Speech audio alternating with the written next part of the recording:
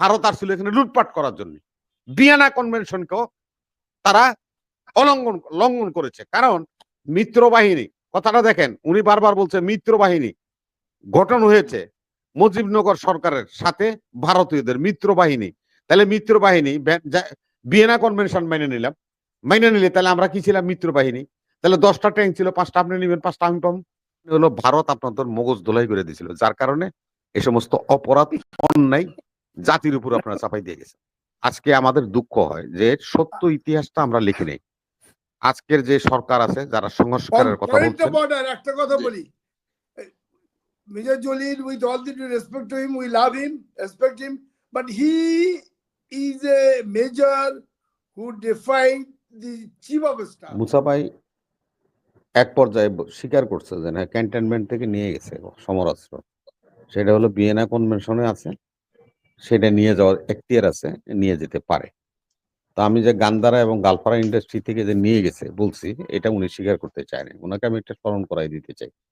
আমি এমন একটা জায়গায় বসবাস করি, মিত্র বাহিনী আমার এখানে 4টা জায়গায় ছিল। একটা হলো আদমজি জুট মিলের আপনার অফিসার্স মেসে, একটা হলো করিম জুট মিলের অফিসার্স মেসে, আর একটা হলো বাওয়ানি টেক্সটাইল এবং জুট মিলের অফিসার্স কলোনিতে, মানে অফিসার্স মেসগুলি ছিল। এখানে তারা ক্যাম্প করছিল, যারা নাকি আপনার আখাউড়া দিয়ে ঢাকার দিকে আসছে, সিলেট দিয়ে। এরা এখানে তারা যাওয়ার সময় আমরা ওই সমস্ত জায়গায় গেছি, কারণ আমরা এখানে বসবাস করি। আমরা গেছি, যাই দেখি যে আমাদের যে অফিসার্স মেসের যে রসাইখানা কই আর কি, আমরা পাকঘর, সেখানে যাই দেখলাম যে চামিচটা পর্যন্ত নাই। এগুলি কে নিছে? মুসা সাহেব নিছিল না তাজউদ্দিন সাহেব নিছিল? এটা তো আমাদের বুঝতে হবে।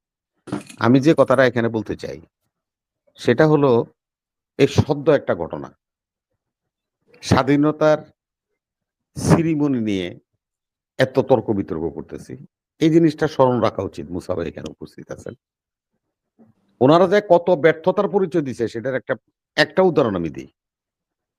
সেটা হলো যে সিরিয়ার যে জুলানি, যিনি নাকি সংগ্রাম করে ওদের বিদ্রোহী নেতা বাশার আল আসাদকে হটিয়ে দিল, সে কি একা যুদ্ধটা করেছিল?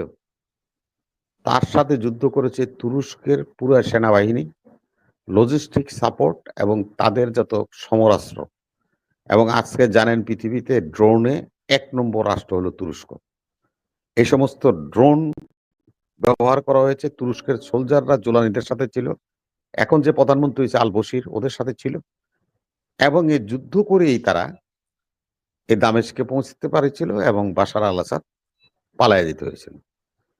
আপনারা জানেন যে ওসমানিয়া সাম্রাজ্যের যে মসজিদ, যেখানে বসে এখন রাষ্ট্র পরিচালনা করছেন জুলানি, সেখানে যখন যে বিপ্লবী সরকার গঠন করেছে, তুরস্ক তো এসে বলে নাই যে যেহেতু আমরা তোমার পার্টনার, আমাদেরকে রাখো সাথে করে। তুরস্ক তো এরদোয়ান এখন পর্যন্ত বলে নাই যে আমি এই স্বাধীন করে দিলাম দেশ, সিরিয়াকে স্বাধীন করে দিছি, সেখানে একটা সরকার বসাই দিলাম, এমন কথা তো বলে নাই। কিন্তু ভারত এ কথা বারবার উচ্চারণ করছে, বলছে, সেজন্যই প্রশ্নবিদ্ধ হচ্ছে। আচ্ছা, মুসা ভাইয়ের সাথে আমি একমত হইলাম যে জেনেভা কনভেনশনে, ভিয়েনা কনভেনশনে আছে যে যারা পরাজিত হবে তাদের যে অস্ত্র শস্ত্র আছে এগুলি বিজয়ী বাহিনী নিয়ে যাবে। তো বিজয় অর্জন কি ইন্ডিয়া একলা করছিল? বাংলাদেশে তো করছিল। তো 10টা ট্যাঙ্ক থাকলে 5টা আপনি নিতেন, 5টা আমাকে দিতেন। আমরা কি ভিয়েনা কনভেনশনের আইনে পড়ি না? এই আইনও তো লঙ্ঘন করছে। এই জন্যই বলছি, এই জন্যই মুসা সাহেবরা আমি বলছি যে ভারত আসছিল এখানে লুটপাট করার জন্য। ভিয়েনা কনভেনশনকেও তারা লঙ্ঘন করেছে। কারণ মিত্র বাহিনী, কথাটা দেখেন, উনি বারবার বলছে মিত্র বাহিনী গঠন হয়েছে মুজিবনগর সরকারের সাথে ভারতীয়দের মিত্র বাহিনী। তাহলে মিত্র বাহিনী ভিয়েনা কনভেনশন মেনে নিলাম, মেনে নিলে তাহলে আমরা কি ছিলাম? মিত্র বাহিনী। তাহলে 10টা ট্যাঙ্ক ছিল, 5টা আপনি নেবেন, 5টা আমি পাবো।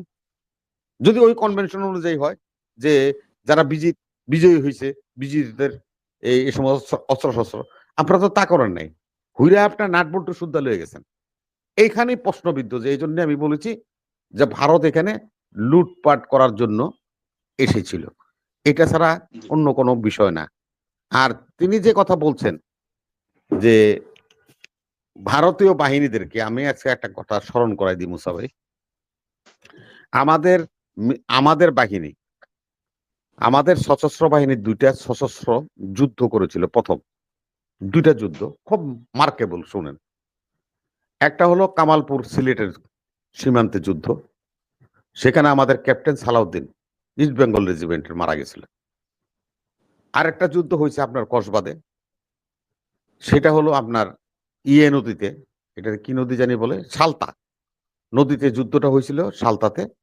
সে যুদ্ধে মুশারফ সাহেব, যে আমাদের এই যে আহত কে ফোর্সের যিনি, উনি ওখানে গুলিবিদ্ধ হয়েছেন, আহত হয়েছেন মোশাররফ সাহেব। এবং 30 জন আমাদের রিক্রুট সেনাবাহিনী, তার মানে হলো মুক্তিযুদ্ধ থেকে রিক্রুট হয়ে সেনাবাহিনীতে যারা গেছে তারা, এবং সেনাবাহিনীর হাবিলদার জিওসি অফিসার, এখানে 30 জন মারা গেছিল।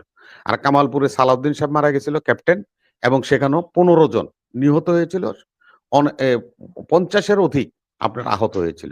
আচ্ছা মুসা ভাই, আপনারা আমি প্রশ্ন করি, আপনারা যেন পদকগুলি দিচ্ছেন, বীরশ্রেষ্ঠ পদক কেন? যে মারা গেছে যুদ্ধক্ষেত্রে সে হলো বীরশ্রেষ্ঠ পাবে, আর যারা নাকি বিজয় হয়েছে তারা বীরুত্তম পাবে।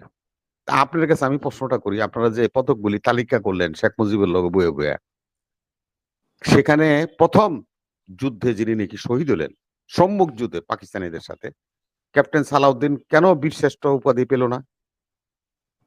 এবং খালেদ মোশাররফের সাথে ব্রাউন ব্রেথের যে যুদ্ধ হলো, তিনি আহত হলেন, তার যে সোলজাররা মারা গেল, জিওসিরা মারা গেল, সৈন্যরা মারা গেল, তারা কেন বীরশ্রেষ্ঠ উপাধি পেল না? 7 জন পাবে কেন?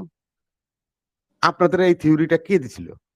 তার মানে হলো ভারত আপনাদের মগজ ধোলাই করে দিছিল, যার কারণে এই সমস্ত অপরাধ, অন্যায় জাতির উপর আপনারা চাপাই দিয়ে গেছে। এবং আপনাকে বলি আমি, এটা ওসমানী স্যারের নেতৃত্ব হয়েছিল, আর ভারত কোথায় কোথায় ইম্পোজ করবে? ভারতের কোনো কথা বলার সুযোগ ছিল না। It was prepared by Osmani sir. আচ্ছা, থ্যাংক ইউ। ওসমানী সাহেব করছে, যাক উনি মারা গেছে, আর ওনারে দোষারোপ করে লাভ নাই। এখন যারা জীবিত আছেন তা করে করলাম। ওসমান হিসাবে একলা করে নাই, এখানে রব সাহেবও ছিল, কুদ্দুস সাহেবও ছিল, আপনিও ছিলেন। এগুলি ড্রাফট করছেন আপনারা। আপনারা সেগুলি বলা উচিত ছিল যে এই নামগুলি স্যার বাদ করে দিতেছে, এগুলি কেন দিবেন না? যিনি নাকি পাকিস্তান থেকে আইতেছে, উনি আপনার এয়ার ক্রাশ করে মারা গেল, তারা আপনি বীরশ্রেষ্ঠ দিয়ে দিলেন। আর যিনি নিজের দেশের মাটিতে পাকিস্তানি গুলোকে যুদ্ধ করে মারা গেল, তারা আপনি বীরশ্রেষ্ঠ দিলেন না। You are right, you are right, you are right, right. এত বড় মিস্টেক করে তো আপনি, ওসমানী স্যারকে কিছু দিল না তারা। ওসমানী স্যার, আমি ওসমানী না, ওসমানী সাহেব পাওয়ার যোগ্য না, আমি সেখানে বলি না। আমি বলি যে নাকি যুদ্ধ করে মারা গেল, ওয়ার ফিল্ডে গুলি খেয়ে মারা গেল পাকিস্তানিদের, তারই তো দেন নাই, ওসমানী স্যার রেখে দিবেন? আপনারা ন্যারো মাইন্ড, আপনাদের এই সমস্ত কুসংস্কার আপনারা পোষণ করে আপনারা আপনাদের মতো লিস্ট বানাইছেন, আপনারা বীরশ্রেষ্ঠ বীরুত্তম দিচ্ছেন। 11টা সেক্টর কমান্ডার, মেজর জলিল কেন পেল না বীরুত্তম? কি কারণে? হ্যাঁ, তার বিরুদ্ধে তারা, আমি জানি ভাই, আমি জানি কি হয়েছে।